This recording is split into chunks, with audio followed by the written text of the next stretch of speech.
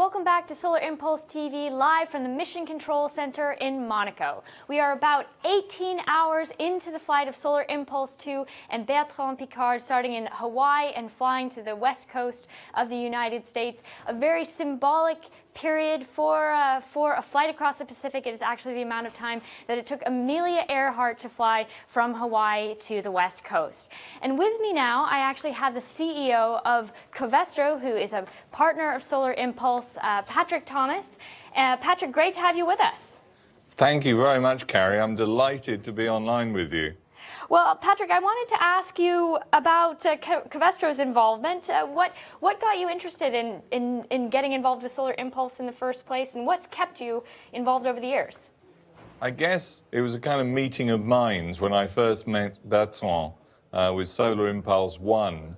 The first meeting occurred when we were discussing the use of carbon nanotubes in the structure of the aircraft to reduce weight, and it's carried on ever since. And our partnership is based very heavily around us designing new materials to create lighter structures to build Solar Impulse, which we then find real uses for in our other markets. So I think Solar Impulse is like a flying laboratory for us at the sort of scientific and innovation level. But more fundamentally than that, we both share a very common belief that businesses should be more sustainable, and we should be able to use technology that's available today to solve today's problems. And Solar Impulse is a flying example of the fact that the technology exists to do incredible things now, and that's what we should be doing to solve some of the world's problems. You were just talking about Solar Impulse as a flying laboratory, and we know that your materials are in the cockpit and the gondolas. Are any of those materials in use in daily life? Have they gone into use? And if so, do you have any examples? Yeah, well, the insulation that's in the cockpit is incredibly light and incredibly thin, but as you know, there is no airco system in the cockpit, and there is no heating system in the cockpit. So for Bertrand and for André, the thing that keeps them able to survive the extremes of the outside temperature is that insulation. And if you think about it, that's exactly the same trick you have with your refrigerator at home. And indeed, we have already started using this material in some of these new A triple star plus refrigerators that you can now buy to use in your home. And I don't know whether you have kids that are a bit like mine. When they open the door of a refrigerator, they think they're watching a TV or something. They kind of open up and look at it, and they waste an awful lot of energy that way. So typically a refrigerator is one of the biggest users of energy in a house today. And especially with these huge refrigerators in America, finding really good quality insulation is so key to improving energy efficiency. So the material that's in Solar Impulse 2 is already out there in the market protecting food. The other material we have on the cockpit is the visor, which is the transparent part of the cockpit. And that transparent part of the cockpit is made from a material called polycarbonate. You will remember polycarbonate from DVDs and DVD Blu-ray discs for videos and so on. That material is also used a lot in another application, which would be in a sports stadium, for a very lightweight, very secure, very energy efficient type of glazing for big industrial buildings, big public utility buildings like railway stations and sports stadiums. And of course, from a security point of view, it's extremely good, because if there was ever an explosion in a sports stadium, then the roofing material, the glazing, doesn't fall on any of the people. It actually absorbs the energy. So lots of the materials that we have on the plane are in real use, not least of which the coatings. The silver color, which gives Solar Impulse this unique look, is another one of our materials that we produce. And if you go out and buy a lot of sports clothing, you'll find that coating is used now for what are called energy return panels on a lot of famous branded sportswear. So a lot of soccer players and others are wearing that coating on their sports equipment. Gosh, well, next time I go shopping for running gear, I'm going to have my eye out for that material. Absolutely, look out for it. It's supposed to help. I'm slightly more skeptical about how well it helps. It helps a lot on the skin of Solar Impulse. I'm also rethinking my refrigerator situation, so thank you for that. What is the main lesson that you at Covestro have learned from your involvement with the Solar Impulse project?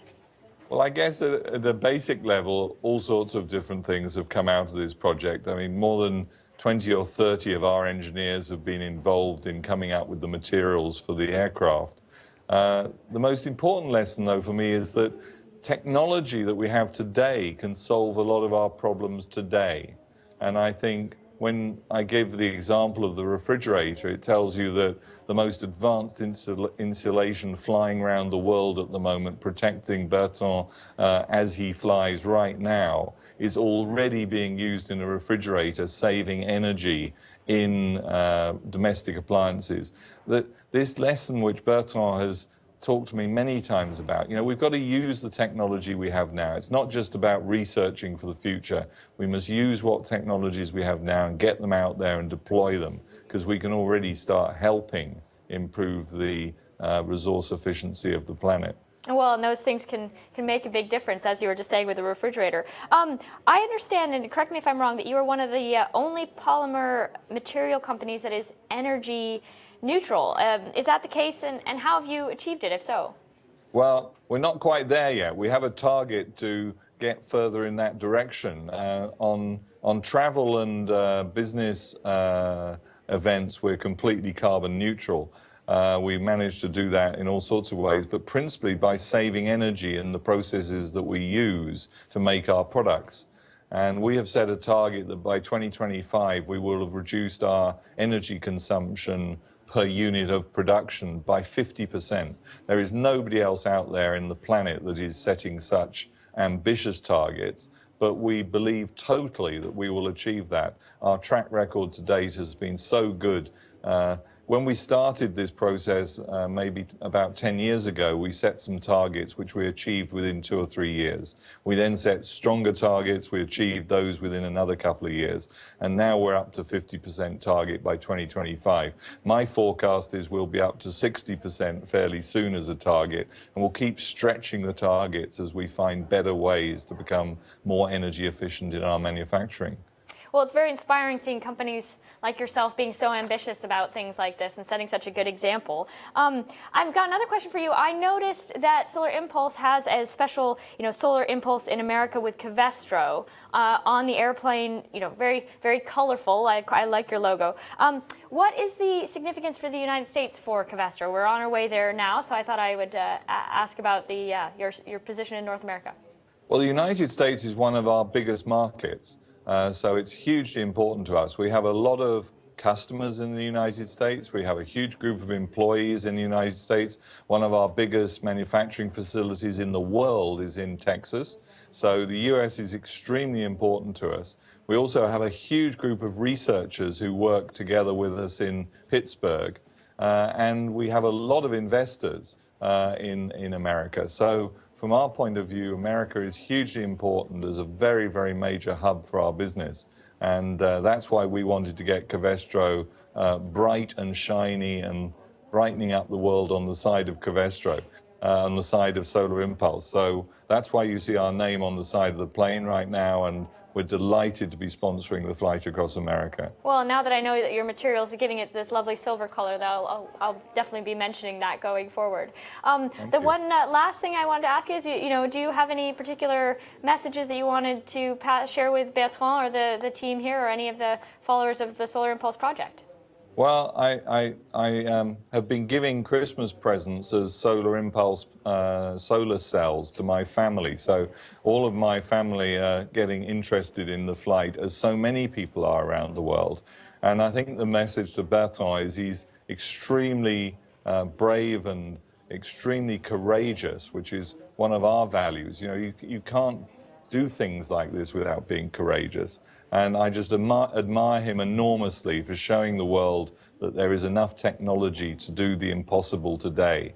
And for that, I want to say thank you to Bertrand, thank you to André and the whole team for supporting them both as they demonstrate visibly to the world how much we can do with today's technology right now. Well, thank you very much for your time, Patrick. We really appreciate it, and we hope to connect with you maybe later in the flight as the Solar Impulse continues its trip across the United States and the Atlantic. Excellent. No, I look forward to linking up with you again, Kerry. Yeah, Excellent. thanks very much. Thank you. That's it from us here at Solar Impulse. We'll be back again at 1600 GMT. No, correction. 12, that is, gosh, I'm going to have to get the times right. 1400 UCT. And that is for an interview with the, that's for an interview with Solvay, with the head of innovation at Solvay. And once again, just a reminder, it is 18 hours of flight for Bertrand Piccard. That is very symbolic because of the connection with Amelia Earhart. That's how long it took her to cross the Pacific. Great shout out from Covestro there for buying solar cells. You can do that yourself. We have over 17,000 solar cells on the Solar Impulse, and you can look on our website and buy a solar cell if you want to. Thank you very much for your time. See you again soon.